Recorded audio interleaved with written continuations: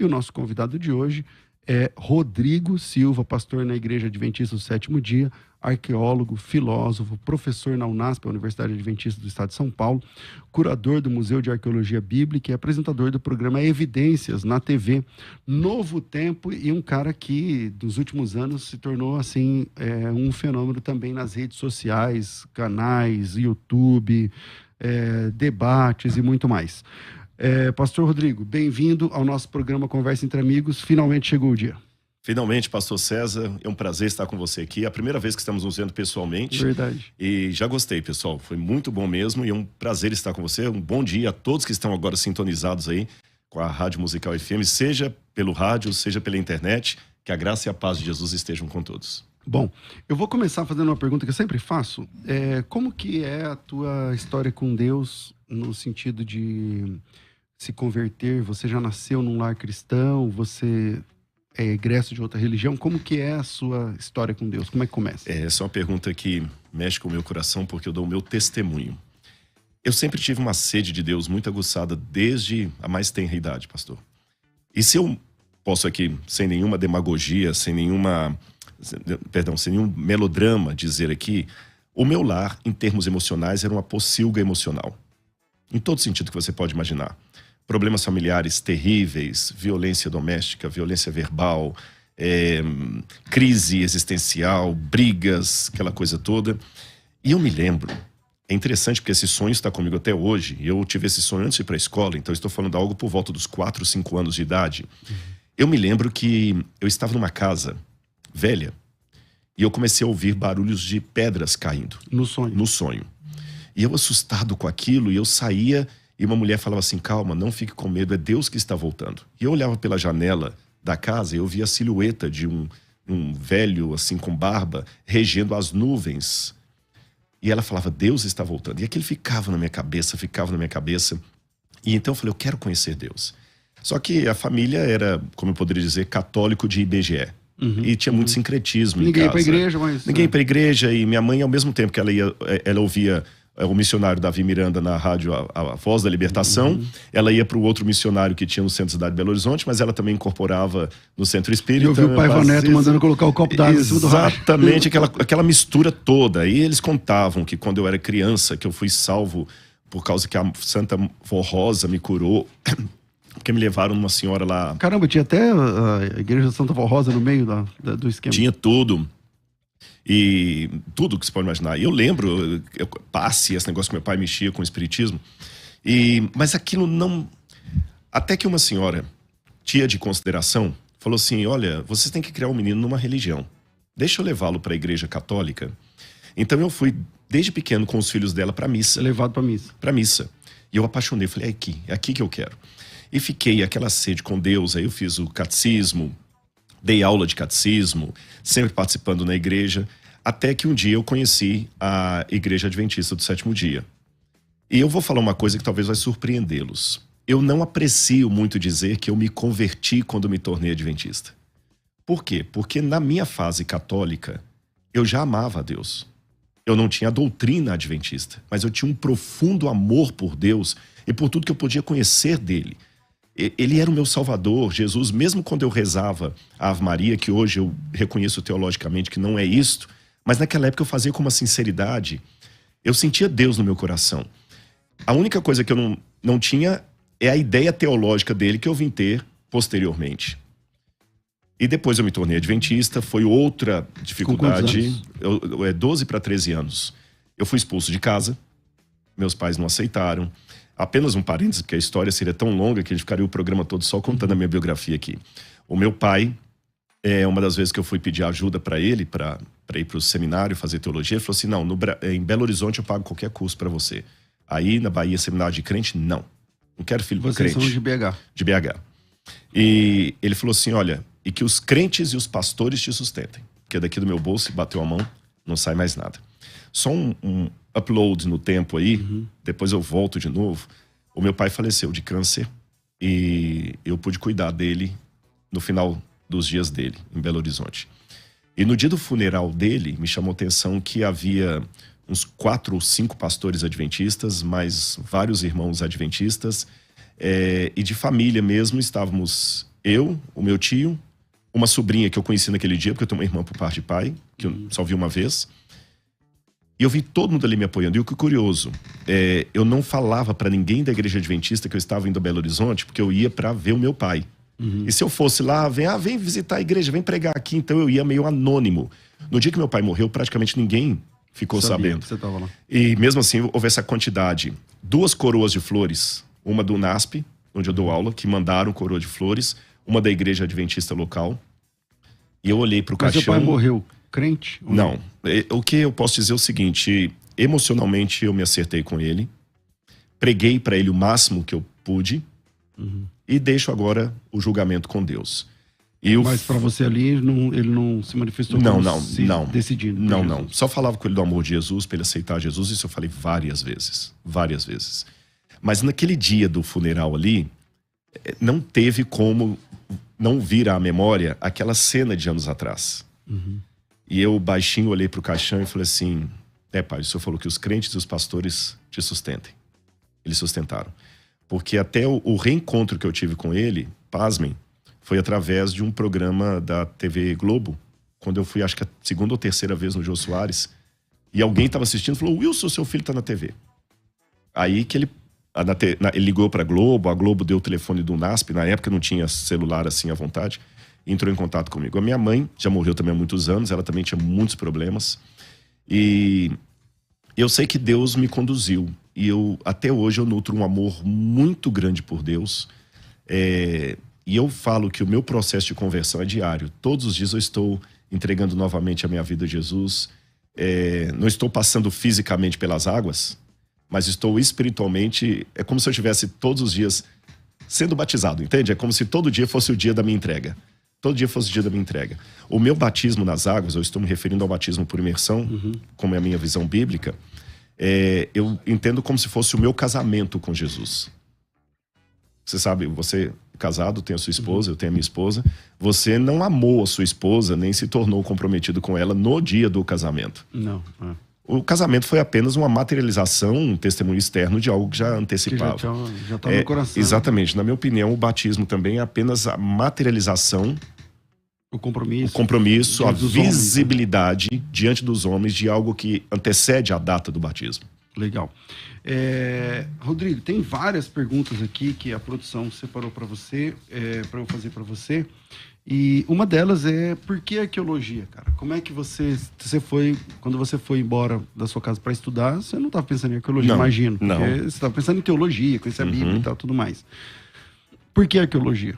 Essa é uma boa pergunta, porque no currículo da Faculdade de Teologia, hoje tem a matéria de arqueologia bíblica. Antigamente não tinha. Antigamente não tinha. Então eu não tive isso. A gente ouvia falar de arqueologia bíblica, mas era um negócio tão distante como falar assim, arqueologia do ET. O que a gente tinha para viver aqui era o Randall Price, né? Randall Price. Não, eu sou antes do Randall Price. A Pedras que Clamam, o livro dele, veio depois. Eu formei em teologia em 1992. Ele nem tinha escrito esse livro ainda, né? Não, eu acho que ele tinha escrito, mas não estava em português. Não, eu acho que mesmo... Eu tenho inglês em casa, a primeira edição, acho que foi depois disso. Será que é antes de 92? Foi depois de 92. Enfim.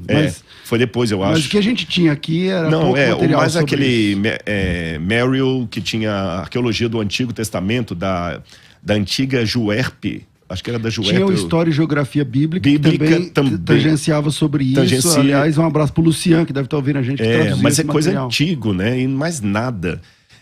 Na Igreja Adventista tinha uma apostila do Dr. Júlio Schwantz, que era arqueólogo, mas também uma introdução. Mas por que você foi... Aí foi interessante, porque eu fiz a graduação, depois eu fiz o mestrado, o doutorado. Quando eu estava fazendo o doutorado em Novo Testamento, grego do Novo Testamento, no doutorado você sabe que você tem uma área de concentração que a gente chama de major e minor. A major, você é doutor em Novo Testamento em cartas de Paulo. Isso, com especialização nisso aqui e tal, já era. Mas tem uma área menor. Eu também peguei aí literatura joanina. Né? Por exemplo. Aí eu resolvi fazer o minor arqueologia bíblica. Com que objetivo? Eu queria pelo menos uma vez ir a Israel. Pelo menos uma vez. Eu vou juntar o útil com o agradável. Claro. Vou lá, escavei. Quando eu cheguei lá, eu falei... Que ano você foi lá a primeira vez? Foi 1998. Aí eu apaixonei com a coisa. Falei, meu pai, dá para fazer um casamento entre arqueologia e Bíblia maior do que a gente imaginava. Eu vou até falar uma coisa aqui que eu estou desenvolvendo agora, se você me permite. Aí eu voltei com a arqueologia na cabeça. Aí eu fui fazer um pós-doutorado na Universidade de Andrews, nos Estados Unidos, em arqueologia bíblica. Aí teve E lá já tinha, então... Já tinha. Os Estados Unidos tem... É como você falou, né? O Randall Price chegou pra gente, mas lá na América ele é mais um. Tinha vários, né? Aí, Alan Milliard, por exemplo, formidável. Tem muito lá. Tem muitos. Aí lá na Andrews, que é uma universidade adventista, eles têm sítio de escavação na Jordânia, tem sítio de escavação em Chipre. Agora a gente vai escavar em Laquis, agora em julho. E a Igreja Adventista tem muito essa pegada da arqueologia, a Igreja Adventista americana. Tem o centro lá de estudos. Eu falei, gente, é isso aqui que eu quero. Aí você foi para lá estudar? Fui para lá. Aí eu fiz uma especialização na Universidade Hebraica de Jerusalém, com o professor Joseph Garfinkel, que vai ser, inclusive, o que vai me ajudar agora nas escavações de Laquis. Depois eu posso falar das descobertas dele, ele é fantástico. E, além disso, também lá nos Estados Unidos, na Andrews, eu fiz essa pós-doutorado lá.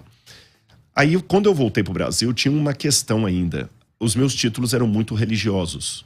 Todos, porque bacharel em Teologia, Universidade Católica. Mestrado, Jesuítas. Doutorado, Universidade Católica. Pós-doutorado, Universidade Adventista Americana. A única coisa que eu tinha fora era a Universidade Hebraica, que para muita gente aqui também soa como religioso. Que não é mais soa. Aí eu fui para a USP. Aí eu fiz um outro doutorado na USP em Arqueologia Clássica.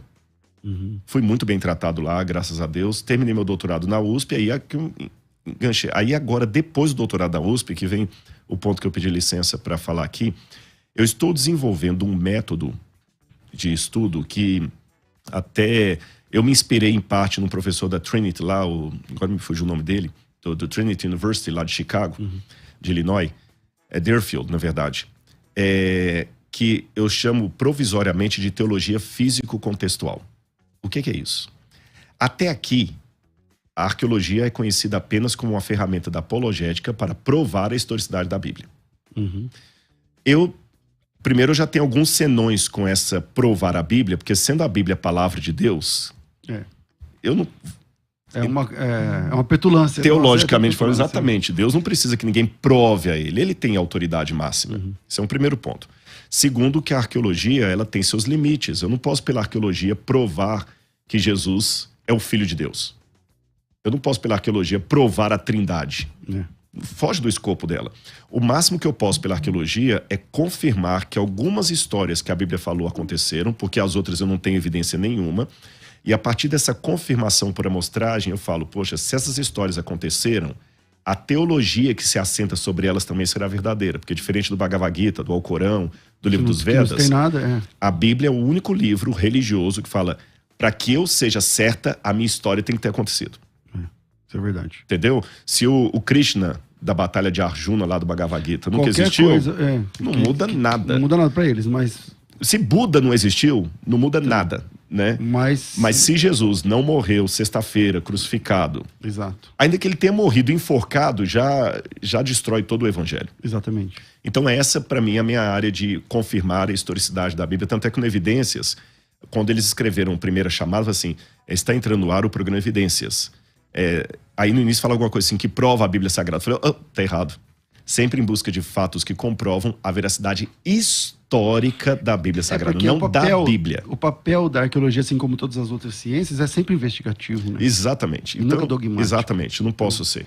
Agora, então isso está resolvido para mim. Eu posso dar inúmeros exemplos aqui por que eu creio que a Bíblia é um livro histórico no sentido mais exato da palavra. Aí uma pausa. Então Jesus morreu numa sexta? Porque a Igreja Adventista nem sempre defende que ele morreu na sexta. Não, na Igreja Adventista defende na sexta. Quem defende na quarta-feira é Adventista da Promessa. Da Promessa? É da Promessa. Os Adventistas da Promessa, aliás, um beijo, um abraço aos irmãos Adventistas da Promessa, é um grupo que saiu da igreja... Não, o da Reforma também. Não, da Reforma é sexta-feira. É na sexta. Quem é da quarta-feira é da Promessa. Os Adventistas da Promessa é um grupo de adventistas pentecostais. É uma igreja brasileira. É brasileira, exatamente. Eles falam línguas e eles que falam a questão de Jesus morreu na quarta-feira. Mas até nesse ponto aqui, para mim dizer, com um argumento que eu não aceito, com todo respeito aos irmãos adventistas da Promessa, viu?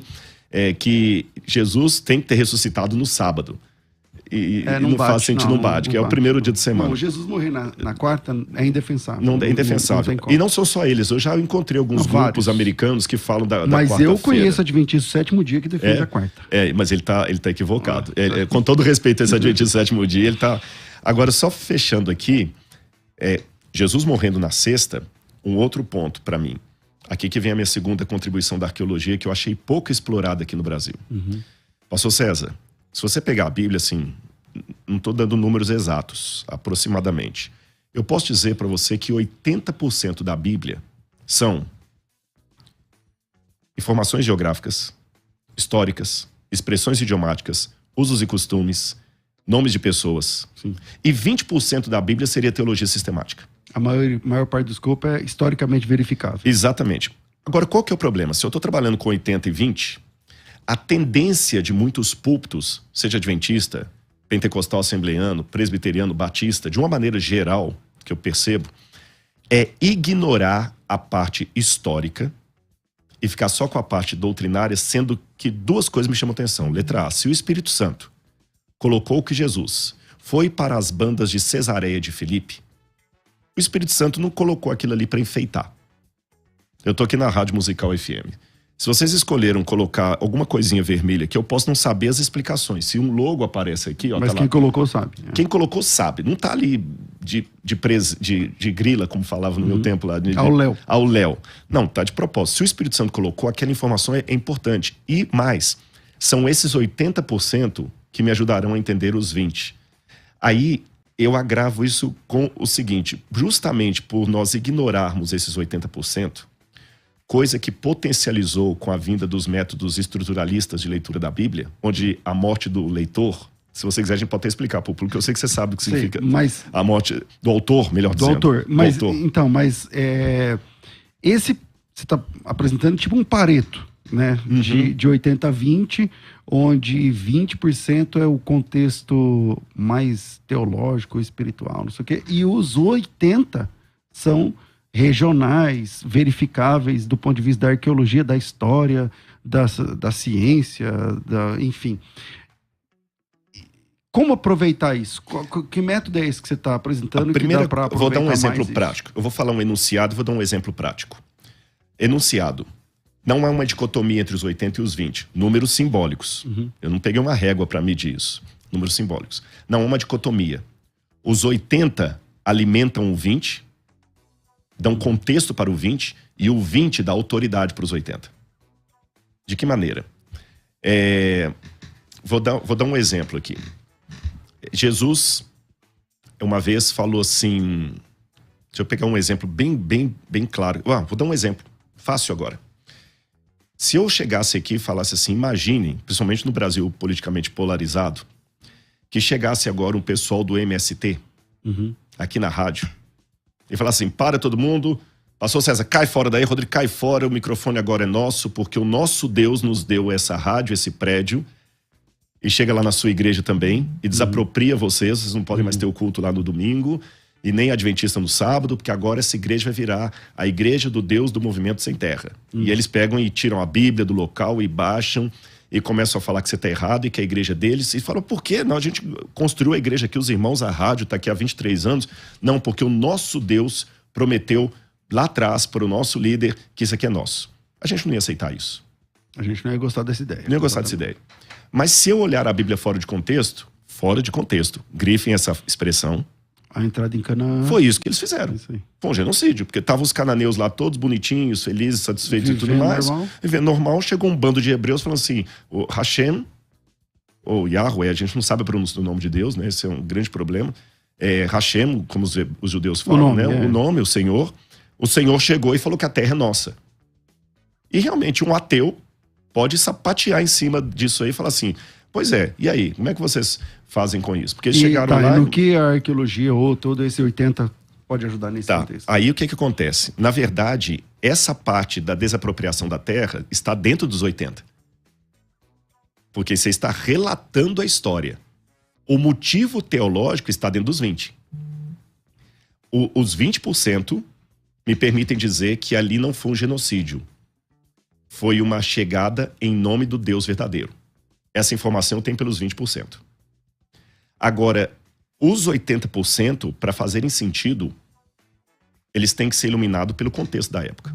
Aí, quando eu vou fazer todo um survey, toda uma pesquisa que eu fiz sobre Abraão, eu descobri várias coisas importantes. Uma delas é que ele comprou a terra com dinheiro. E não somente ele. Ali a parte de Hebron toda pertencia a ele antes, com escritura e documentação. Exatamente. Agora, como é que você sabe que é escritura e documentação? Isso a Bíblia não diz. Eu só vou ter essa informação que era escritura e documentação quando eu for para o contexto do Antigo Oriente Médio. Que eu sei que aqui algumas tratativas que os patriarcas, e não só Abraão, permita-me acrescentar também Isaac e Jacó. Por exemplo, levantar um altar, eu leio aqui de maneira anacrônica, fala assim, é só por causa da fidelidade dele a Deus. Não, os pagãos também levantavam o altar para firmar contratos. Um exemplo, quando Raquel roubou os ídolos de Labão. De acordo com os textos de Nuzi e Eshnuna, diz assim, se eu comprar um lote hoje na sua mão, você vai me dar uma escritura em cartório. Naquele tempo, a escritura tinha que vir acompanhada de um ídolo, um terafim. Mais ou menos desse tamanho assim. Um terafim, um ídolo. E se houvesse uma disputa entre nós pela terra, o juiz perguntaria assim, quem tem os ídolos? Os ídolos estão na mão do Rodrigo, então ele é o dono. Por essa razão, o código de Nuzi falava o seguinte, olha, se você tem os ídolos da terra, guarde-os muito bem, porque se eles caírem em outras mãos... O cara equivale aqui... É como o cartão de crédito seu na mão errada. O cara passou presencial, digitou a senha... Passou. Então, cuide do seu ídolo.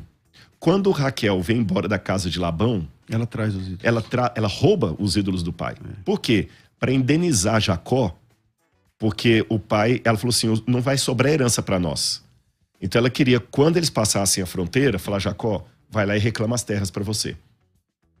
Quando Labão não achou o ídolo, ele correu atrás dela, desesperado. E o Jacó não sabia. Ele botou uma pedra e falou assim, então vamos fazer um acordo aqui, que vocês não vão passar daqui para lá, nem de lá para cá. Então quando a gente pega essas informações, a gente vê... a Raquel morreu por causa disso. Morreu por causa disso. Mas olhando de maneira anacrônica, eu falo o seguinte, a Raquel roubou os ídolos do pai porque ela era idólatra. Pode até ser que ela fosse idólatra, mas não é isso que o texto está falando. A questão... Tem uma outra questão por trás. Então, quando eu ajunto tudo isso, tem coisas formidáveis. Você está desenvolvendo um método para isso? Um método. Eu estou chamando provisoriamente de teologia físico-contextual. Que é colocar... Não sei se é o melhor nome. Eu também não sei, é provisoriamente. Físico-contextual. Mas não é um nome ainda... Final e também... Físico-contextual porque eu estou colocando a Bíblia dentro de um contexto, expressões idiomáticas que aparecem na Bíblia. A gente está repleto de expressões idiomáticas que hoje não surgem problema nenhum, mas pode surgir daqui a 2000 anos. Se eu chegar assim, falar aqui para os ouvintes. Pessoal, vocês estão me ouvindo aqui? Desculpem, mas hoje eu estou morto de cansado. Tudo bem. Todo mundo vai entender, mas... Daqui a 2000 anos, vai ter uma rádio... falando que... Fala assim, escuta, mas o Rodrigo Silva... Aquele dia ele estava morto. Morto, como é que o morto se cansa? Aí um vai dar uma interpretação, vai dar outra. E às vezes a expressão idiomática é entendida pela época. Então, colocar a Bíblia dentro do seu contexto, tomando cuidado de... Notinha de rodapé é importante. Quando eu falo colocar a Bíblia no seu contexto, eu não quero cair na teologia liberal, que a Bíblia é apenas um fruto de um contexto. Ela é... Palavra de Deus atual, dialogando com o contexto. Mas não fruto do contexto. No meio adventista, que você faz parte, como você lida com as pessoas que são contra o seu trabalho? Parece que tem grupos que... Tem. De adventistas que não gostam, né, desse tipo de trabalho, então são mais... vanguardistas no sentido até comportamental, defendem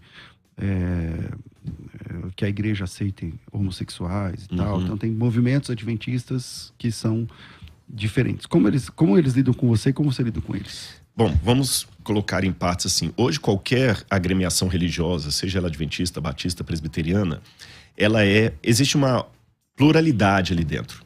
Você vai encontrar, por exemplo, pasmem, alguém na Assembleia de Deus que é calvinista.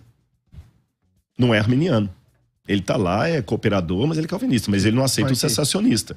Você vai ter presbiteriano que é continuista, que aceita os dons do Espírito. Está lá na igreja presbiteriana. Então isso tem também na Adventista. Tem pessoas com pensamento diferente. Por exemplo, de Ellen White. Eu não vou surpreender. Você é assim? Por exemplo, Continuista, você fala não? Não. Você é um adventista que não aceita algumas coisas? Porque tem algumas coisas, tanto no adventismo, quanto... Vou ter aqui todo cuidado, tá? Não, por favor. Quanto na questão da Ellen White, que são, do ponto de vista técnico, científico, são complexos, né? Por exemplo, ela fala que a pessoa que toma café, ela perde... Como é que eu vou dizer? Eu não vou lembrar exatamente o termo que ela usa lá nas questões sobre... Não, conselho sobre regime alimentar. Conselho sobre regime alimentar. Mas ali ela fala que a pessoa que toma café, ela é menos inteligente, vamos assim dizer. Ou coisa parecida. Ou a pessoa que tem uma prática de masturbação, ela tem problema no cérebro. O cérebro dela vai se degenerando. Então, algumas questões que a Ellen White fala... Complexas, né? Mas que do ponto de vista da ciência não funciona, né? Exatamente. Então você é signatário de tudo que a Ellen White diz? Boa pergunta. Eu vou responder primeiro dando um testemunho, se você me permite. Eu quero dizer para os rádio ouvintes aqui, sem nenhuma demagogia, que eu conheci um pastor, César Cavalcante, fora dos microfones daqui. E eu fico muito à vontade para responder a sua pergunta aqui, pelo modo cristão, como você conversou comigo, e os ouvintes não estavam ouvindo isso. Mas isso veio mais da sua parte primeiro, porque eu fui infeliz, eu fui grosseiro num comentário aqui, e enfim, e aí você me tratou diferente, e aí, enfim. Mas eu não puxaria de você o que você já não teria. Entendeu? Então eu agradeço sem nenhuma demagogia. Você não é candidato a vereador. Não quero ganhar a eleição. Não quero ganhar a eleição, então ninguém aqui está trocando confete. E eu fico muito à vontade para responder isso. Então, em 10 segundos, eu vou só terminar a pergunta dos múltiplos correntes da Adventista. A Igreja Adventista, oficialmente, não tem nenhuma intenção de legalizar o casamento homoafetivo ou qualquer coisa. Não. Mas existem grupos, né? Grupos que não são oficiais. Seria a mesma coisa de falar o seguinte, eu conheço vários assembleanos, a gente encontrou com alguns pastores da Assembleia de Deus muito queridos agora, né, do Ministério Madureira. Eu conheço muitos assembleanos que são calvinistas. Mas isso não é o mesmo dizer assim... Significa que a igreja, a Assembleia de Deus... está virando calvinista. Exatamente. São grupos que não são oficiais. Entendeu? E nem eu aqui também posso falar em nome da Igreja Adventista. Não tem esse aval. Desse ponto, eu pulo para a questão da Ellen White. A gente tem que ver o seguinte, bem claro. Ellen White, ela tinha a 4ª série primária. Isso é uma equivalência do nossa nomenclatura aqui, né? Ela não estudou. O inglês dela era sofrido. Eu tenho cartas dela, que a gente vê os originais, que o processo é o seguinte, ela escrevia a carta, aí uma secretária datilografava a carta como ela escreveu. Se ela escreveu Jesus com J minúsculo, vai ser com Jesus com J minúsculo. Você tá entendendo? Se às vezes ela usava a palavra it para o Espírito Santo, que quem sabe inglês sabe que it é coisa, uma coisa, e às vezes ela usava he como sendo pessoa, ela datilografava com aqueles erros. Depois, uma segunda secretária passava uma correção gramatical. Olha, isso aqui... A senhora White via a correção gramatical, concordava, aí que seria impresso. Só que essa terceira secretária fazia o máximo para não mexer no texto, de modo que daqui a pouquinho a autora não era Ellen White, era a terceira ali. E ela escreveu coisas duras, reconheço, que tem que ser entendidas em 3 momentos. Em primeiro lugar, a forma de se expressar da época. Por exemplo, uma expressão que hoje jamais eu usaria, e ela usou na época, mas não era só ela, chamar as outras igrejas de igrejas caídas. Isso. Só que essa expressão igrejas caídas, vários outros teólogos religiosos da época usavam, porque os Estados Unidos estavam passando por uma fase tão assim, decadente. Você vê alguns autores metodistas, que foi de onde Ellen White falou, desgostosos com a realidade das igrejas e tudo mais. E ela mesma falou no final do livro O Grande Conflito, na edição, acho que é 1911, se eu não estiver enganado, quando os tipos estavam gastos e tinham que fazer nova, ela falou o seguinte, olha, nós temos que melhorar a linguagem desse livro, ela está muito agressiva. Eu não lembro todos os detalhes que foram mudados, mas ela falou assim, por exemplo, a palavra papista, para se referir aos católicos, não é de bom tom. Não precisamos disso. E mudaram. Tanto é que, já que você quer grupos divergentes na igreja, tem um grupo que defende que o livro original é aquele, quase uma doutrina da inerrância no Grande Conflito e tudo, e que a gente está publicando um livro, o Grande Conflito herético. Você vê. Esse é um primeiro ponto que você vai em consideração. O tempo em que Ellen White escreveu, o modo como não só ela, mas outros pregadores também se expressavam. Veja o sermão de Jonathan Edwards, né? Pecadores nas mãos de um Deus irado. Nossa, você não faria um sermão daquele hoje, daquela forma. Outra questão que eu tenho que levar em consideração é Ellen White. Ela nunca deu detalhes das coisas que Deus mostrava para ela. Ela falou assim, olha, eu sei que é isso aqui. Aí vamos pegar alguns exemplos. Assim, o terceiro eu volto nesse segundo. O terceiro, realmente ela fala de coisas que a ciência não aprova. Mas convenhamos, não estou colocando Ellen White no livro da Bíblia, quero deixar isso bem claro, você sabe a minha posição, mas só para os ouvintes, tá bom? Mas deixa eu fazer uma comparação com a Bíblia. Mas como você se sente quando lá na escola sabatina, que você deve frequentar, o pessoal fala, vamos abrir a palavra de Deus e é o livro da Ellen White? Nunca, posso ser sincero? Claro, eu não estou aqui jogando com as palavras. Eu nunca ouvi isso na igreja adventista. Eu me batizei no dia 5 de assim, relativamente comum, assim, convenhamos, você também não frequenta a igreja adventista, para falar, é relativamente comum. Não. Né? Exatamente, você pode ter ouvido uma expressão, alguém, mas para falar é relativamente comum, você tem que estar frequentando ali, ouvindo isso direto e então, reto. mas aí quando ela cita coisas que não bate, como você se comporta? Mas deixa eu só fechar essa questão da ciência. Se eu usar como critério a ciência não endossa, eu vou ter um problema. Por isso que eu falei que eu queria usar com calma aqui, para não parecer que eu estou equiparando a Ellen White à Bíblia. Se eu usar o critério a ciência não endossa, eu vou ter um problema não só com a Ellen White, mas com a própria Bíblia. Por quê? Hoje, pastor César, eu vou ser sincero que eu oro muito a Deus para me dar resiliência e força espiritual. Eu peço 3 coisas a Deus sem nenhuma demagogia.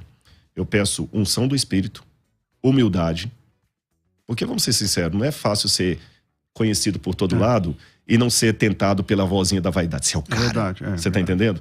Eu posso até me envaidecer, mas aí eu vou perder a minha unção em 2 segundos, ou menos. Então peço a Deus unção do Espírito, humildade e saúde física e emocional para lidar com os ataques. Por quê? No meio evangélico, não de todos, eu ganho paulada porque eu sou seita. Dos ateus, eu ganho paulada, que eu não sou acadêmico, porque eu acredito na Bíblia Sagrada.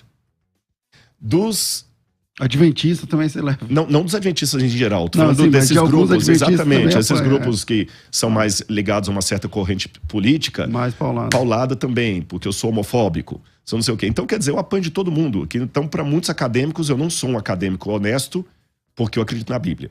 Para muitos irmãos, eu não sou um teólogo honesto, porque eu sou adventista. Para alguns adventistas, eu não sou um cara honesto, porque eu sou homofóbico. Então, quer dizer, a gente apanha por todos os lados. E nesse aspecto que eu aprendi. Mas eu não tô aqui te batendo. Não é você, não. Eu tô falando assim.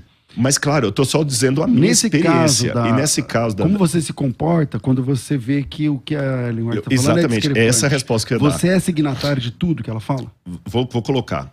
Seria eu... Por isso que eu tô com medo de comparecer com a Bíblia. Será que eu seria signatário de tudo que a Bíblia fala? Se você... À tarde eu vou ter um bate-papo com um ateu.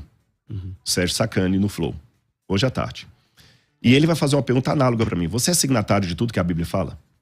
Porque, convenhamos, vamos pegar o raciocínio. Ellen White fala que o café produz certas coisas e a medicina diz outra coisa. Vamos ser realistas. O Evangelho de Mateus fala que uma virgem deu à luz a uma criança sem ter tido relação sexual com ninguém. Acha para mim o estudo de ginecologia que confirme isso.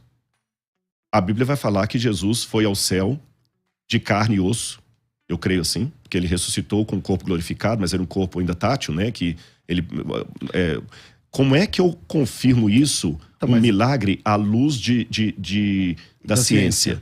A ciência também vai falar ridículo. Como é que você pode continuar sendo um acadêmico com doutorado da USP fala, por exemplo, do e acreditar na café verdade? Ou da masturbação, você abandona a ciência e fica com o que ela está falando. Na verdade, eu digo o seguinte. Primeiro critério não é abandonar a ciência e ficar com o que ela está falando. Primeiro critério é o seguinte. Ela foi alguém que teve o dom de profecia ou não teve? Essa é a primeira pergunta que eu tenho que fazer. Tá certo? Ela teve o dom de profecia? Se ela teve o dom de profecia, ela falou que Deus mostrou aquilo para ela, então, calma. Vamos ver o que a ciência vai dizer, mas vamos ver com calma o que ela está falando. Mesmo porque, eu vou lhe dizer 2 coisas em relação à ciência. Letra A. Eu tenho lá em casa um compilado dessa grossura, mais ou menos, de questões acadêmicas inclusive escritas por não adventistas, que fizeram tese doutoral sobre Ellen White, por coisas que na época dela seriam estúpidas, absurdas, e a ciência comprovou depois. Inclusive a questão do café que você mencionou aí, nós sabemos não só o café, o tanto de malefícios que a cafeína faz. Refrigerantes à base de cafeína, tem um monte, olha, eu posso puxar aqui um calhamaço de artigos acadêmicos, científicos, que falam do mal da cafeína. Teve nos Estados Unidos um estudo que foi replicado no Brasil agora por acadêmicos da USP. O estudo dos Estados Unidos foi feito pelo Dr. Schaufenberg, junto com outros. Eles queriam pesquisar a média de vida de um grupo específico com o resto da população americana. E eles procuraram a Universidade de Loma Linda, perguntando se os adventistas aceitariam se submeter àquele estudo. Como a Loma Linda tem uma das maiores faculdades de medicina dos Estados Unidos, eles falaram, tudo bem, os nossos acadêmicos podem participar do estudo? Claro. Os Dr. Schaufenberg foram com eles lá, isso já tem uns 20 e poucos anos, esse estudo. E eles fizeram uma tomada. Pelos escritos de Ellen White, o que os adventistas seguiam em comparação com a média dos outros californianos. Fizeram para mostrar de tudo direitinho. O estudo mostrou que os adventistas do sétimo dia, que seguiam a reforma de saúde prescrita nos livros de Ellen White, tinham expectativa de vida entre 8 e 10 anos a mais. Aqueles que eram mais estritos chegavam a 15 anos a mais de expectativa de vida em relação aos outros. Mas não é porque é adventista. Qualquer pessoa que fosse não, vegetariano, claro, tivesse uma vida... Claro. Não, mas eu digo exatamente adventista... a crença adventista. É porque o estudo pegou os adventistas por amostragem, porque o estudo precisava o seguinte, eu preciso de um grupo que comporte igual. Porque, para quem não tá ouvindo a gente, as instituições adventistas obedecem uma dieta rigorosa de alimentação. Então, por exemplo... Existe a diferença do adventista normal, o adventista do sétimo dia e o adventista da reforma. O adventista da reforma é muito mais hard no sentido de alimentação. Por exemplo, você come carne. Eu como carne, o adventista da reforma não pode comer nem carne de nada, entende? Então, eu sei, na nossa igreja, algumas famílias vieram da igreja adventista da reforma e eles não comem carne até hoje, porque não gostam, tal, não sei o quê. Não acostumaram, né? Não acostumaram, tal, nunca comeram. O cara tem 60 anos, nunca comeu carne. Agora, e essa ideia funciona nas instituições também adventistas. Mas foi bom uma coisa que você falou, vamos deixar bem claro. Quando eu mencionei o grupo dos adventistas e o resto da Califórnia, eu estou me baseando no que o estudo fez, que o estudo precisava de um grupo de comportamento igual, você entendeu? Com um outro grupo para equiparar. Por isso que falou os adventistas e o resto. Esse estudo foi feito no Brasil também. Mas é onde você vai dar, porque a pessoa que, sei lá, vegetariana, que é o caso da instituição adventista. Não, mas mesmo muitos que não são vegetarianos. Porque eu não sou vegetariano, por exemplo. O estudo fez esse da USP aqui, chamado Adventus. Então, mas você já fez internato, não já? Fiz mais 4 anos lá você ficou de vegetariano. Sim, eu fiquei, mas mesmo assim. Mas hoje eu como carne, por exemplo. Sim. E a Ellen White, por exemplo, ela sempre fala que o ideal é nem comer carne. Ela fala isso. Agora vamos colocar... Esse estudo Adventus hoje foi feito também, eu não tenho todos os dados de cor para lhe dar, mas se alguém der uma googada, olha a googada, procurar Adventus, estudo Adventus da USP, vai ver que foi feito no Brasil, eles fizeram a separação. Adventista que come carne, que não come carne, que não toma café ou que toma café uma vez ou outra, que faz exercício físico, não faz, etc, etc. Eles pegaram assim, o que a Ellen White faz? E é interessante que esse estudo também deu uma expectativa de vida a mais do que os que não seguem aquele estudo. Então, frigir dos ovos do estudo da Califórnia, do estudo da USP aqui, o que eu digo? Agora eu estou respondendo a sua pergunta. Eu fico com a Ellen White, eu fico com a ciência. Por que essa dicotomia? Porque muitas coisas que a Ellen White fala, a ciência depois dela foi falar. E hoje eu tenho um estudo científico, feito lá e aqui, mostrando que seguir a dieta que Ellen White sugere, por isso que o nome do livro é Conselhos sobre Regime Alimentar. Não são doutrinas. Não são doutrinas, conselhos. Mas que meio que funciona como doutrina na igreja adventista. Deveria. Eu vou até lavar uma roupa suja em casa, se você me permite. Deveria, porque se nós adventistas seguíssemos mais à risca aqueles conselhos, nós estaríamos muito mais saudáveis do que nós somos.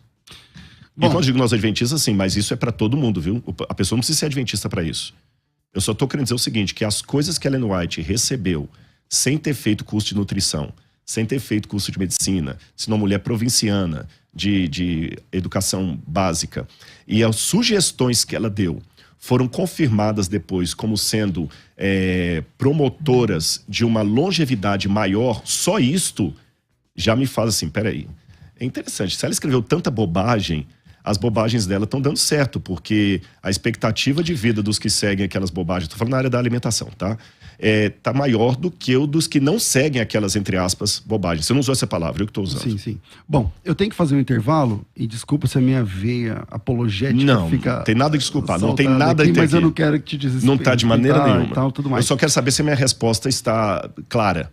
Tá clara, mas aí eu queria, depois do intervalo, para fechar essa questão de Ellen White, como você se comporta diante do Veltman Report? Tá. E aí eu volto falando do que é. Mas é depois do intervalo, né? Eu tá tenho bom. que fazer um intervalo aqui. Vira, a gente volta já. Eu fiz a pergunta para esse bloco, Rodrigo, a gente vai fazer a virada daqui a pouquinho. O que é o relatório Veltman? Os próprios adventistas, porque assim, a Ellen White sempre foi atacada por questão de plagiar, né, de plágio. Muita coisa dos textos que ela escreveu não era exatamente dela, e tinha muitas provas que não eram dela, os textos que já existiam e tal, tudo mais. Alguns livros com percentuais, assim, acima de 50% e tudo mais. E aí foram encomendado, né? Esse report seria um relatório Veltman, e essa pessoa fez na verdade não é só uma pessoa, você conhece bem a história. Uhum. E aí foi feito esse relatório e se comprovou que realmente tinha muito do que a Ellen White escreveu, muitos textos, muitos, centenas, não eram dela, né? Aqueles textos não eram dela, já existiam, e ela incorporou no escrito sem dar exatamente copyright, sem dar o crédito do autor. Como que você, sendo acadêmico, lida com isso? Tá certo. Depois eu pedi para os livros ficarem aqui, que eu quero dar um exemplo que não é sobre Ellen White, para falar dos livros aqui. Tá bom? Sobre a teologia físico-contextual. Então, bora. Vamos baixar, mas dê-me um tempinho depois, que vai ser muito legal. O pessoal vai gostar disso aí. Aqui. Com relação ao relatório Veltman, só acrescentando que era um grupo de advogados católicos, inclusive, eles nem eram adventistas. Mas pedido pelo adventista. Pedidos pelo adventista, exatamente. Mas pediram, olha, façam um survey. E a conclusão deles foi que realmente tem muito material de Ellen White que é empréstimo literário, só que o que esse escritório especialista em copyright ponderou? Isso não pode ser considerado plágio pela seguinte razão. Na época de Ellen White, para trás, não havia essa questão de uso de nota de rodapé, essas questões todas. Empréstimo literário. A pessoa era muito normal o empréstimo literário. Várias pessoas fizeram isso. Por exemplo, você tem até alguns clássicos a pegar. Por exemplo, vou dar alguns autores. Se você pegar o Adam Clarke, o comentário de Adam Clarke, que até na internet tem disponível, só que em inglês. Adam Clarke e Matthew Henry. Você tem comentários. Se você comparar os dois, comentário bíblico que o mesmo comentário, tá num e tá no outro. Mas quem que é o autor? É o Matthew Henry ou Adam Clarke? É porque era comum as pessoas, mesmo acadêmicos, pegarem coisas uns dos outros. E mesmo nos tempos da Bíblia Sagrada, por exemplo, a gente pega o Código de Hammurabi, ele é anterior às leis de Moisés. E Moisés falou olho por olho, dente por dente. Isso está no Código de Hammurabi. O Código de Hammurabi é século XVIII. Eu coloco Moisés, não sei qual a sua cronologia, pastor, eu coloco Moisés no 15º século a.C. 1450, mais ou menos o Êxodo ali, 1425, eu coloco o Êxodo ali. E o Código de Hammurabi, 1700. Então eu estou falando, lembrando que de trás, na época era de trás para frente, o Código de Hammurabi está 300 anos antes de Moisés. Moisés plagiou o Código de Hammurabi porque ele cita a mesma lei do Código de Hammurabi de maneira inspirada. Moisés era profeta. Ele não dá a fonte. E não somente isso, tem outros códigos de Alalak, Mari, leis sumerianas que a gente encontra na lei mosaica. Você tem o apóstolo Paulo citando, exatamente, por exemplo, no Novo Testamento. Às vezes ele dá... Hino a Zeus, citando Epimênides. Epimênides, Arato. No caso do Epimênides, ele fala assim, um certo poeta disse, mas no outro ele nem menciona isso. Então, será que eles também estariam plagiando? Não. Era comum na época. E existem também algumas citações de paráfrase. Por exemplo, tem textos do Provérbios que são muito parecidos com o texto da época de Amenhotep, egípcios. A história de Jó, por exemplo, nós temos uma mesma estrutura, a gente até chama de o Jó sumeriano. Então, esse tipo de comportamento no passado não era... Hoje é lógico, se eu pegar um livro aqui da FTB e pegar um capítulo inteiro e jogar sem... Até mesmo eu citando a FTP, Se Não for pode um usar texto, depende. Se for eu posso citar aqui um parágrafo, uma linha, mas se for mais de, eu não lembro mais se 2 parágrafos. Tem regras. Tem regras. Vamos supor que sejam 2 parágrafos. Se eu citar mais de 2 parágrafos, eu tenho que pedir autorização ao FTP, e se vocês não derem, eu não posso usar. Um poema, por exemplo. A menos que tenha caído em domínio público, porque o autor já morreu. Então, Ellen White está dentro desse critério. E só para fechar aqui a resposta, a prova maior que ela não agiu de má fé é que os livros que ela cita, por exemplo, William Hanna, Daubigné, ela recomenda a leitura desses livros. Como você... agora, saindo dessa história de Ellen White, você tocou em pontos aí, né? Escrituras muito parecidas e tal, com texto bíblico, às vezes mais antigos e tudo mais. Como que você lida com a questão do épico de Gilgamesh? Boa pergunta. Para eu responder essa pergunta, eu tenho que primeiro me situar teologicamente para os ouvintes. Muita coisa que eu falo aqui, gente, tudo, o pastor César sabe, mas eu estou preocupado com o ouvinte que talvez não tenha formação teológica. Né? O épico de Gilgamesh é tabuinhas de argila que foram encontradas, que fala babilônicos, do dilúvio e tudo mais. É uma história muito parecida com Noé, porque tem uma arca sendo construída, tem um cara que tem 3 filhos. Exatamente. Enfim. O que acontece? Se o Napshitim, que é outro, né? Atrahasis também. Se a história de Adão, Eva e o dilúvio forem reais, olha o se. Eu acredito que foram. Eu estou colocando o se só para construir o raciocínio.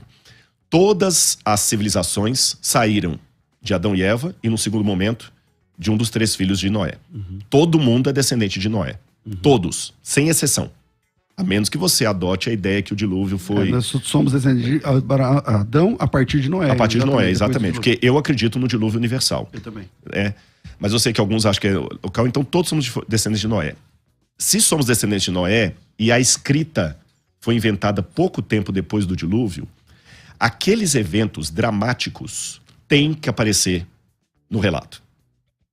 Graças a Deus eu saí do hotel, vim pra cá bem, com minha esposa, tá tudo tranquilo. Só que hoje de manhã, na hora que eu saí, vamos supor que a minha escova de dente caiu no chão. Isso não é um evento dramático. Eu não vou chegar aqui, poxa gente, olha, hoje eu tava escovando o dente.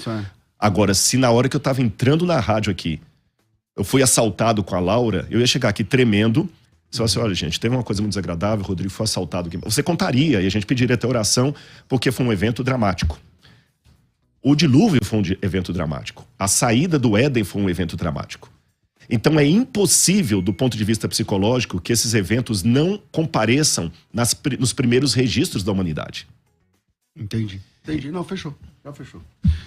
A gente tem que fazer um intervalo de quantos minutos? 2? 1 minuto. 1 minutinho só para virar daqui da rádio e a gente volta em definitivo mais uns 15 minutos aqui com esse cara, Rodrigo Silva, fabuloso, que está falando sobre arqueologia. Virei. Vai, um bate-bola aqui. The Garden Tomb, o Jardim do Túmulo, o local que os evangélicos visitam, ou o Santo Sepulcro? Eu, quando vou a Jerusalém, eu explico que o Calvário tem 33% de chance de ser no Jardim da Tumba, 33% de chance de ser na Santa Helena, lá no Santo Sepulcro, ou 33% de ser no terceiro lugar. O problema do Jardim do Túmulo, quem já foi a Jerusalém vai entender isso aí, é que aquele túmulo não é da época de Jesus. Ponto. Ele é do Antigo Testamento, ele já estava em uso na época de Jesus. O Evangelho fala que ele foi colocado num túmulo novo. A Igreja do Santo Sepulcro tem algumas evidências ali, interessantes, mas pode ter, seja num terceiro lugar que ninguém saiba. Eu presumo, por exemplo, o Palácio de Herodes estaria onde hoje é a Porta de Jafa. Ali que eu acho que Jesus foi julgado, e não no Etiomo, como a Via Dolorosa mostra. Não tem por que Jesus ser julgado lá na Fortaleza Helena. Antônia. Não tem porquê. Ele foi julgado ali no Palácio de Herodes, que fica hoje colado na Porta de Jafa. E eu vejo grupos... É porque o muro não é o mesmo, né? Não é o mesmo. E eu vejo grupos passando ali pela Porta de Jafa e muita gente pergunta, pois você vai fazer comprinha aqui, comprinha ali, sem saber que ali do lado tem um X. Quando eu falo X, pastor, é o seguinte. Quando eu vou com grupos para Israel, eu falo de tradição, é uma maneira educada de dizer que é mentira. Quando eu falo possibilidade, é como eu falo assim, ó, Jesus esteve aqui na rádio musical. Não sei se foi nesse andar. E X é que arqueologicamente é aqui. Ali foi o lugar do Palácio de Herodes e mais provável julgamento de Jesus. Fica sem sentido Jesus ser condenado ali e ser crucificado lá do outro lado. O Calvário pode ter sido em algum lugar. Agora, para fechar essa resposta, eu presumo que o Novo Testamento não se preocupou em precisar o local nem do túmulo de Jesus, justamente para evitar o que acontece hoje com Maomé. Exato. Ou por que Deus não deixou que ninguém soubesse onde é que Moisés foi sepultado? Para não haver idolatria, por exemplo. Vamos lá. Você queria dar um exemplo? Eu queria dar um exemplo aqui, porque eu falei muito rápido, eu falei com o pastor César, eu não estou me autoconvidando para voltar não, mas é que o papo estava tão gostoso que eu já sei que a gente não vai ter tempo para muita coisa mais. E eu queria dar um exemplo concreto da teologia físico-contextual, esse nome horroroso, que eu estou ainda procurando um novo. Estamos abertos, ouvintes, sabe? Precisa de um novo, porque físico... Tá muito... Físico no sentido de descrição física da Terra, então, geografia... Mas tudo bem. Pastor, você me ajuda a colocar em pé os livros, igual você colocou aquela vez ali, mostrando... Os níveis. Os níveis. Que eles possam ver as 3 capas. Aqui, isso. Pronto. Só sobe um pouquinho que a tarja está bem na frente aqui. O Rafa vai baixar. Isso, obrigado, Rafa. Isso. Rapidamente aqui. Uma forma anacrônica de ler o Gênesis, sem esse contexto histórico que eu estou querendo trazer, quando eu falo histórico assim, cultural e tudo mais, é que parece que Eva foi inferior a Adão desde o início. Que Deus já criou num relato misógino. Uma vez, até numa igreja, um irmão falou assim, a mulher é inferior ao homem porque ela foi criada depois do homem. Eu falei, então o homem é inferior aos animais porque ele foi criado depois dos animais. E não é assim, não é bem assim. Só que por que Eva vem depois de Adão? Não é uma questão de inferioridade, é um crescendo da literatura do Gênesis que faz sentido com o entorno do qual Moisés estava escrevendo. Por que tem 2 relatos da criação? Não é hipótese documentária, é porque os egípcios contavam tudo aos pares. Sempre aos pares. E Moisés, como foi educado no Egito, ele contava aos pares. Eu não vou poder tecer todos os detalhes aqui. E aí, quando ele cria, quando fala que Deus criou o homem, no segundo relato, fala assim, e Deus formou o homem, está na Nova Almeida atualizada. Quando fala formou o homem, então formou o homem do pó da terra, aqui, né? Formou o homem do pó da terra. E o verbo formar, a linha hebraica, yatsá, Deus formou desse jeito. Aí quando você vai alguns versículos na frente, fala, e então Deus formou a mulher. Na tradução Almeida, está o mesmo verbo, formou o homem, formou a mulher. Só que no hebraico, o verbo é outro, não é yatsá, é baná. Baná significa literalmente o seguinte, Adão foi feito como esse jarro aqui. E Eva foi feita, conta pra mim, aqui, como esse terceiro jarro aqui, ó, mais elaborada. A diferença dos verbos ali no hebraico, que eu consigo compreender à luz das línguas do Antigo Oriente Próximo, me mostram que Deus criou Eva com mais sofisticação do que Adão. A Eva foi o complemento da humanidade a partir de Adão. Então, quando a gente entende a Bíblia dentro desse cenário, não tem por que compreender uma misoginia, uma discriminação contra a mulher. Literalmente, em hebraico, Adão foi criado assim e Eva foi assim. Por isso que quando eu vi os 3 livros, eu falei assim, eu tenho aqui uma oportunidade para dar uma alegoria para o pessoal entender, uma comparação. Legal. Você me trouxe aqui um livro que é o Ceticismo da Fé. Do que trata esse livro, Rodrigo? Esse livro, pastor, eu estou lhe dando de presente, mas eu não escrevi para você esse livro. Eu escrevi para pessoas que são mais secularizadas, agnósticas, ou mesmo aquele crente dentro da igreja que ainda está lutando. Você sabe, tem um livro, parece que ele foi traduzido em português, You Lost Me, do pastor... Ele é daquele Pool Forum lá dos Estados Unidos, You Lost Me. Se der uma googada aí, You Lost Me, vai aparecer Derman, acho que é Derman o nome dele. Você me perdeu. Um livro só sobre o problema como as igrejas perdem jovens quando vão para a academia, isso é um problema para a universidade. Grave. O número é alto, 70%. E de repente eu estou falando desse momento aqui na rádio, se você me permite, para muitos jovens da Assembleia Batista Presbiteriana, até católicos, que estão indo para a universidade, estão perdendo a fé dele porque são expostos a professores com uma retórica maravilhosa, titulação para longe de qualquer questionamento, e que estão pegando a Bíblia com argumentos que às vezes na escola bíblica, nem sempre ele tem a oportunidade de ter um pastor César como professor. Às vezes, você sabe que a maior parte das igrejas cristãs são pessoas, irmãos simples, de fé, que fazem o melhor que eles podem, usados pelo Espírito Santo. Mas o jovem sai daquela igreja básica ali, seja da escola dominical, da escola sabatina, e vai para uma universidade, pega um professor ateu e perde a fé, que destroça e faz perguntas que não vão te ameaçar, mas para aquele jovem nunca ouviu aquilo. E então nesse livro eu dialogo sobre o ceticismo e faço um paradoxo da minha própria vida. Eu sou cético, por isso eu creio em Deus. Entendi. Mas como assim? Isso é uma antifrase. Não, é porque justamente por não acreditar que certas coisas são mera coincidência, eu sou obrigado a acreditar no autor da vida, eu dou os meus argumentos. E eu procuro fazer uma apologética que eu estou querendo colocar em prática em todos os lugares onde eu vou, que é a seguinte: não é cortando a orelha de Malco que eu vou defender a Cristo. Então, é mais um testemunho do que uma defesa da fé. Tá, e aí a pessoa que está ingressando agora na academia, ela vai ter aqui apoio, ela vai ter apoio, aqui... exatamente. É um livro mais filosófico, aí eu dialogo com Descartes, até com Nietzsche. O que eu concordo com Nietzsche, o que eu discordo do Nietzsche. Eu dialogo com Freud, com vários aí, com vários autores da... Por que Deus mandou matar? Por que as atrocidades do Antigo Testamento? Eu lido com esse assunto aqui.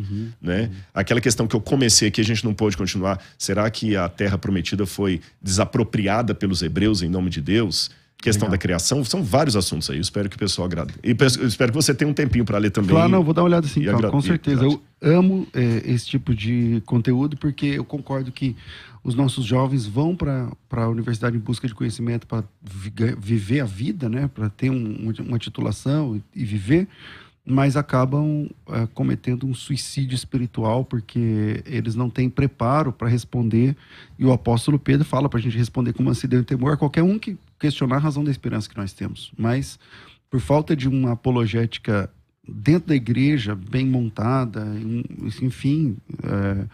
acaba que as pessoas vão e se tornam esquerdistas, daqui a pouco se tornam ateístas, daqui a pouco, enfim. E algumas pessoas hoje combatem o evangelho, vindos do evangelho, e porque acham que, porque um professor matou a fé dele lá e ele acha que aquele professor tem a razão. E se você me permite uma coisa, pastor, em 30 segundos, que eu sei que o nosso horário está quase acabando aqui, tem um ponto que nós concordamos. Eu até gostaria de um dia voltar para a gente conversar sobre isso. Para mim, hoje, o grande problema é a teologia humanista progressista. Progressista, claro. E ela não está na universidade, ela está dentro da igreja. Se eu disser hoje, na USP ou na Unicamp, ou na Faculdade de Sociologia, Jesus morreu pelos meus pecados e pelos seus pecados, eu vou ser vaiado.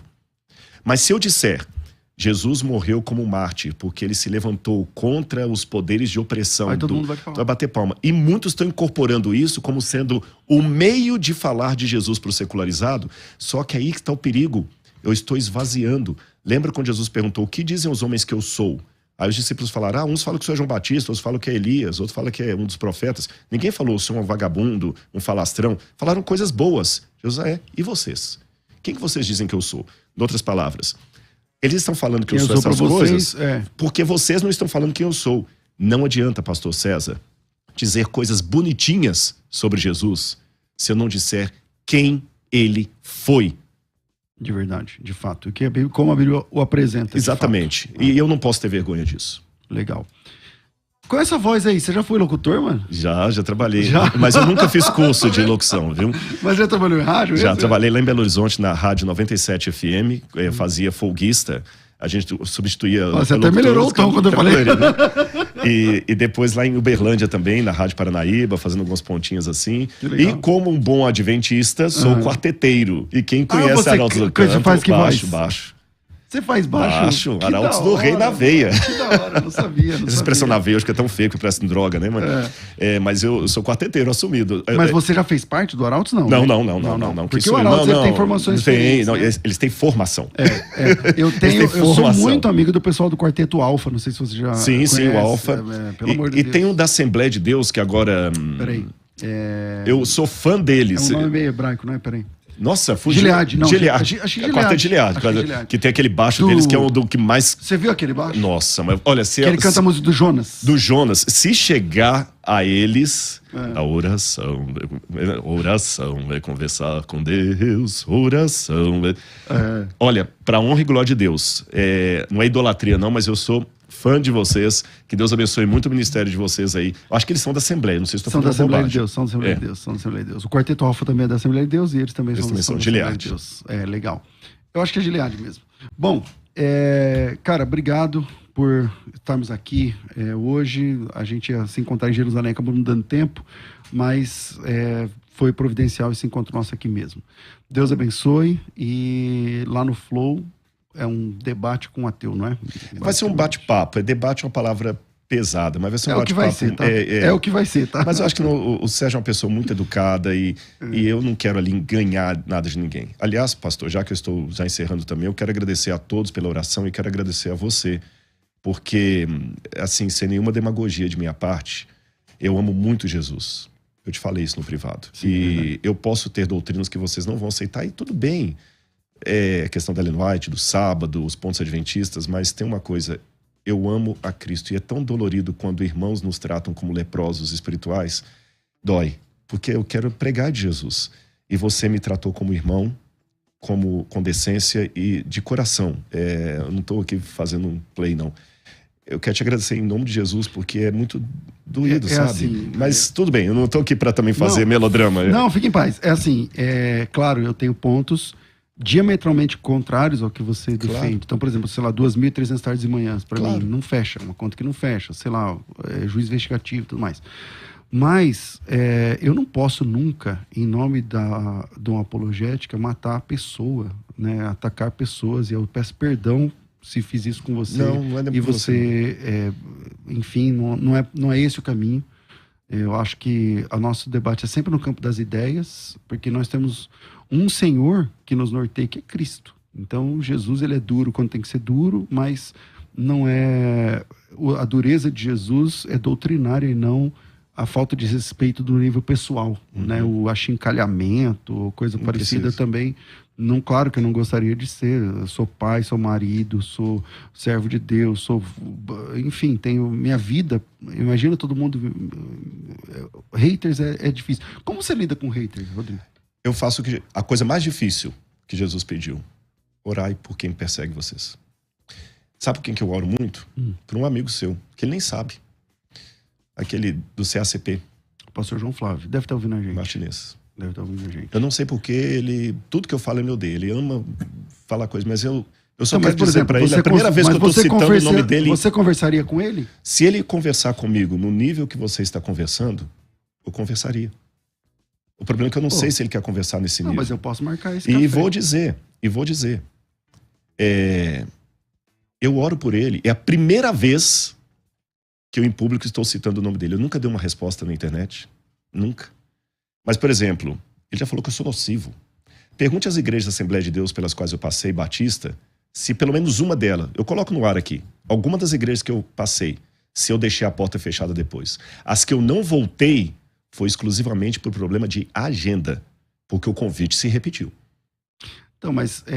E tem gente, hoje, como lhe falei, que vão nas viagens. Eu fiz uma viagem agora com o pastor Saião, com o Valandro, que eu encontrei pessoas que falaram o seguinte: eu estava afastado da Igreja Batista e eu voltei. Você falou, volta para Batista. Volta. Ela já voltou, veio me agradecer. E eu falo duas coisas para fechar aqui. Letra A. A única coisa que eu posso falar que eu tenho uma teologia whiteana, porque diferente de outros seminários, a gente não tem teologia wesleyana, nem teologia calvinista, nem teologia luterana. Não existe teologia whiteana. Nessa matéria tem na faculdade. Mas tem uma coisa que eu tenho uma teologia whiteana.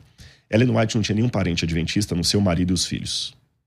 E tem cartas da senhora White para a irmã dela que eu acho está que nem a irmã dela gêmea. Não era adventista, né? Não, ela e pelo contrário, não era adventista. Essa irmã gêmea era metodista e tem uma das cartas mais pesadas da senhora White. Ela manda voltar para a igreja metodista. Volte para Cristo, volte para a igreja metodista. Ellen White fala: a maior parte do povo de Deus não está na igreja adventista.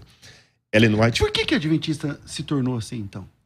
Tem tempo para eu responder? Como é que tá aí? Tem tempo? Não, então tá. Eu falo por quê. Porque não você justificando. sabe que a adventista Claro. é, tipo, só nós. E aí, você tem, por exemplo, o livro... Eu não sei se é do Mark Finley. Eu não sei. O do Mark Finley. É do Mark Finley, que fala como que você meio que evangeliza Batista. Mas aquele livro foi tirado de contexto. Eu tenho o livro, eu posso até trazer um dia e te mostrar aqui. Irmão. Assim, não, eu mas tenho o livro, não precisa me eu dar. conheço, eu conheço o Mark Finley. Eu vou lhe dar uma resposta social. Mas ele não vai tirar de contexto. Não, mas eu vou lhe falar. Eu conheço o Mark Finley pessoalmente.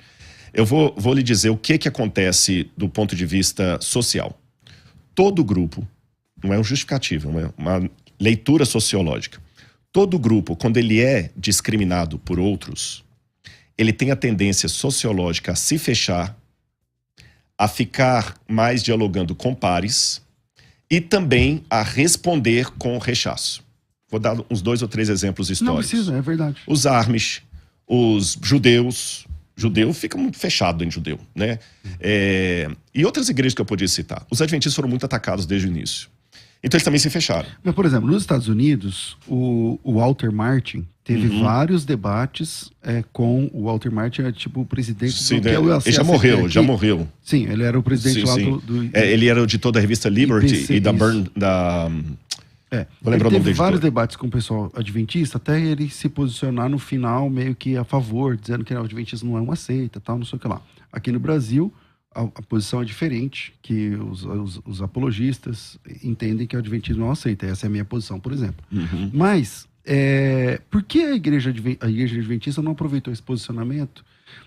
Porque, por exemplo, você falou que foi na igreja batista, na igreja Assembleia de Deus, tal. Quando é que um batista ou assembleiano foi na sua igreja?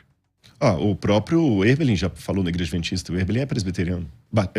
Ele fala batista, mas ele brinca, batista presbiteriano, né? Mas ele não pregou lá, né? Ele não pregou. Palestra, tem algumas igrejas que elas têm uma preciosidade. Não sei se preciosismo seria com o púlpito, isso é meio regional, localizado de país para país. Vou dar um exemplo. De várias igrejas que eu já preguei, eu nunca preguei num púlpito presbiteriano. Dificilmente um presbiteriano vai chamar você. Você não é presbiteriano. Não sou, mas eu já preguei, mas eu sei que é difícil. É difícil. Isso não torna os presbiterianos seita. É um critério da igreja presbiteriana. Entendeu? A Deus é Amor também... ela também não aceita pessoas... Exatamente, não aceita. Você está entendendo? Então, quer dizer, isso é um critério mais institucional. Mas eu não terminei a resposta. A sua pergunta não foi respondida. Por que os adventistas não aproveitaram a questão do Walter Martin e tudo mais? Quando o Walter Martin escreveu o livro The Kingdom of the Cults, o Império das Seitas, e no final ele tem um índice, um apêndice enorme falando por que ele não inclui os adventistas como seita. Quando esse livro foi traduzido para o Brasil com o Império das Seitas, essa parte eles não traduziram no Brasil. Eu sei disso, é verdade. Não traduziu por quê? Mas tem uma história por quê. Pois é. Mas é que eu não vou ter tempo aqui. Exatamente. Por quê? Porque, na verdade, quando o Walter Martin envia essa nota, ele... eu vou te mandar. Tá, tudo bem. Não, eu também tenho a razão, mas não vai dar tempo da gente falar pro pessoal. Mas eu quero só fechar para te responder. Então houve sim, eu não vou negar, houve da parte dos adventistas esse comportamento que eu falei de grupos minoritários que são fechados. Você vai ver adventista que acha que só adventista que vai pro céu. Sim. Você tá entendendo? Sim. Vai ter sim, não vou mentir sobre isso. Vai ter um comportamento de seita. Isso eu admito. Porém, eu tenho que fazer uma diferença entre a Igreja Assembleia de Deus oficial e aquele grupinho de Assembleia de Deus que Mas na sua opinião pessoal, se o João das Couves, ele falar assim, olha, eu sou pastor da Igreja Assembleia de Deus, mas eu quero ir para a Igreja Adventista. Isso acontece de vez em quando. Acontece. Ele tem que ser batizado nas águas, cara? Não. Aí eu te mostro no manual da igreja, no manual para ministros. Ele não... Tem uns que pedem...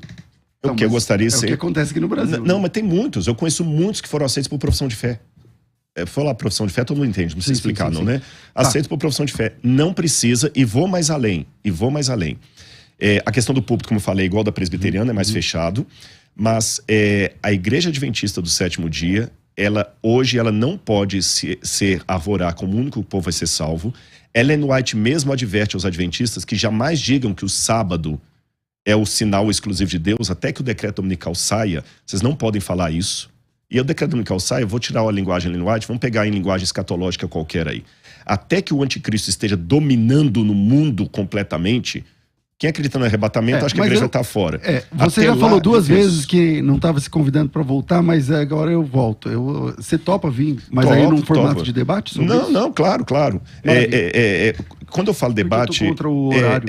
Tudo bem, é só uma questão... Eu gosto do diálogo. Eu acho que com o diálogo a gente... E vou terminar com uma frase que agora vai soar herético. Eu não relativizo a verdade. Mas o meu céu, se eu chegar no céu e encontrar Armênio, Jacó Armínio e João Calvino sentado debaixo da árvore da vida, conversando com Ellen White, eu não vou me surpreender. Entendeu a paráfrase? Salvação é o departamento de Deus. Mas entendeu a minha parábola? Claro. Se eu chegar na Nova Jerusalém e debaixo da árvore da vida, eu vi sentado lá uma mulher e dois homens, quando eu olhar de perto, Ellen White, Jacó Armínios e Calvino, e Lutero, e Zwingli, e não sei o que. Todo mundo lá, exatamente. Então... É isso aí. Salvação é com Cristo. Pastor, obrigado pela sua presença. Eu que agradeço pelo seu carinho. Eu estou sendo muito leve e peço que ore sempre por minha vida.